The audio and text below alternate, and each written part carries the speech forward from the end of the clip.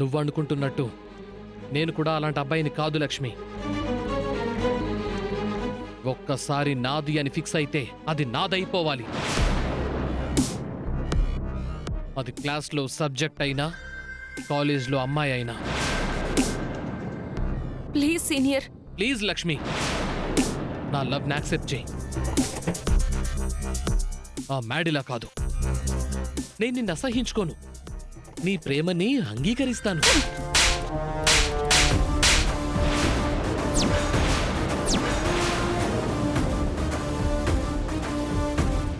Studies లో topper అయితే సరిపోదు సీనియర్, బుద్ధి కూడా ఉండాలి. అది నీలాంటి బుద్ధి లేని వాడికి అర్థం కాదు.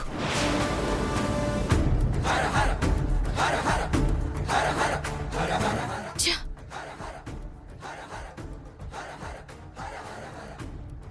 చూసారా సీనియర్, చేయాల్సిందంతా చేసేసి ఇప్పుడు మిమ్మల్ని బుద్ధి లేని వాణ్ణి చేసి ఎలా వెళ్ళిపోతుందో చూడండి. ఎక్కడికి వెళ్తుంది త్రిష? ఈ కాలేజ్లోనే ఉంటుంది కదా. నాకు జరిగిన ప్రతి అవమానానికి ప్రతీకారం తీర్చుకుంటాను. నాకు తగిలిన ప్రతి దెబ్బకి ఎదురు దెబ్బ కొడతాను. ఏం చేసైనా ఆ లక్ష్మిని నా సొంతం చేసుకుంటాను.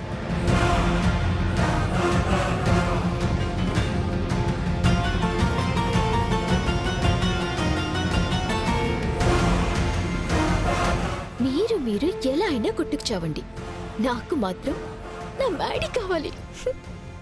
మ్యాడీ నా సొంతమయ్యే వరకు ఇలాంటి ప్లాన్లు ఎన్నైనా సృష్టిస్తూ ఉంటాను. మెడలో మంగళసూత్రాన్ని పెట్టుకుని వేరొకరికి ఐ లవ్ యూ చెప్పావంటేనే నీ క్యారెక్టర్ ఏంటి? నాకు మీరంటే ప్రాణం మధుబాబు. ఈ గొంతులో ఊపిరున్నంత వరకు నా మనసులో మీకు తప్ప మరొకరికి చోటు ఉండదు. నా ప్రాణం పోయిన రోజు మీ భార్యగా పోవాలని కోరుకుంటానే తప్ప వేరేలా కోరుకోను మధుబాబు.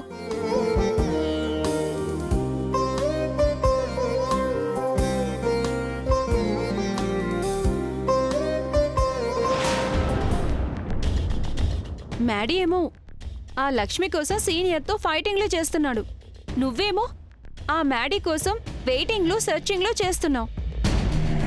అసలు ఆ మ్యాడీ మనసులో నీ స్థానం ఏంటో తెలుసుకోకుండా టైం వేస్ట్ చేసుకుంటున్నావు అనిపిస్తుంది త్రిష.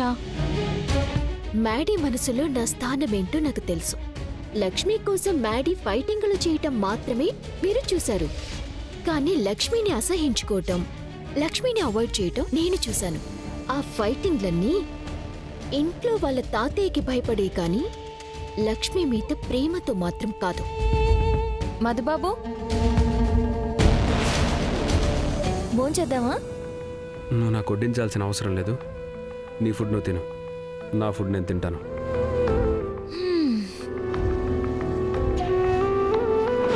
ఫైటింగ్లు లక్ష్మి కోసం చేయలేదని అనుకుందాం, కానీ ఇన్ని రోజులు మనతో కలిసి లంచ్ చేసే మ్యాడీ ఈరోజు మనల్ని పక్కన పెట్టి లక్ష్మి పక్కన కూర్చుని లంచ్ చేయడం కూడా వాళ్ళ తాతయ్యకి భయపడే అంటావా? ఈ ప్లేట్ తీసుకోండి. మధుబాబు, మిమ్మల్ని ఒక విషయం అడగచ్చా? వద్దన్నా అడుగుతావు కదా, అడుగు.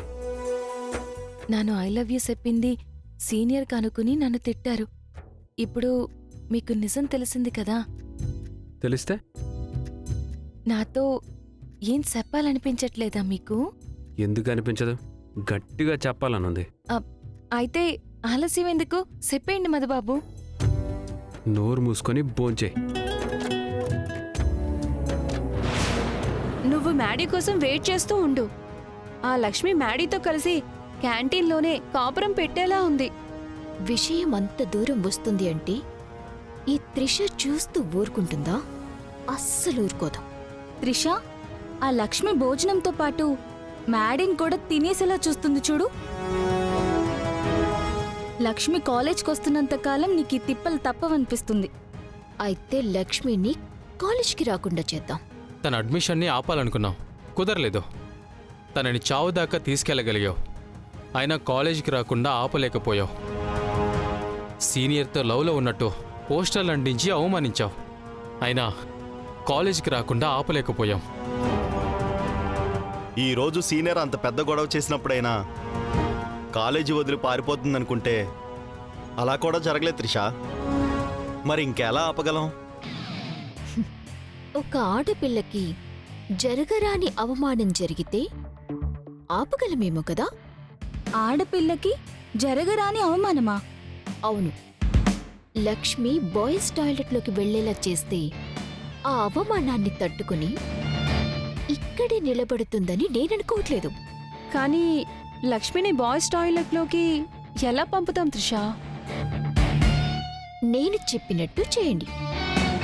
ఇప్పుడు నేనెళ్ళి లక్ష్మి వాష్రూమ్కి వచ్చేలా ప్లాన్ చేస్తాను.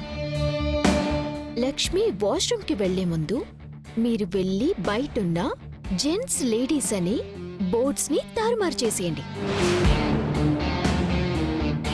లక్ష్మి లోపలికి వెళ్ళగానే మళ్ళీ బోర్డ్స్ మార్చేయండి. అప్పుడు స్టార్ట్ అవుతుంది అస్సలు సినిమా. సూపర్ త్రిషా. సరే, మీరు రెడీగా ఉండండి.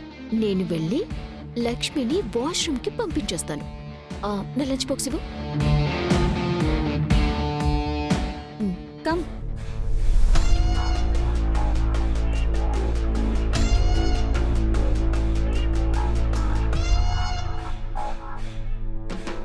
కమాన్, ఫాస్ట్ ఫాస్ట్.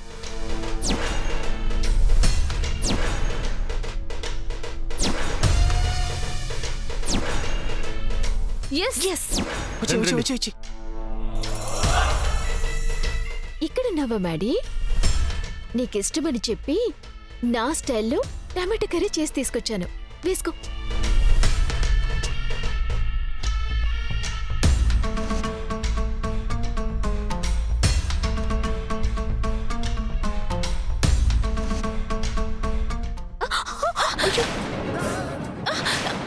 అరే రే రే రే రే, సారీ లక్ష్మి, అనుకోకుండా స్లిప్ అయిపోయింది. Sorry Lakshmi, sorry.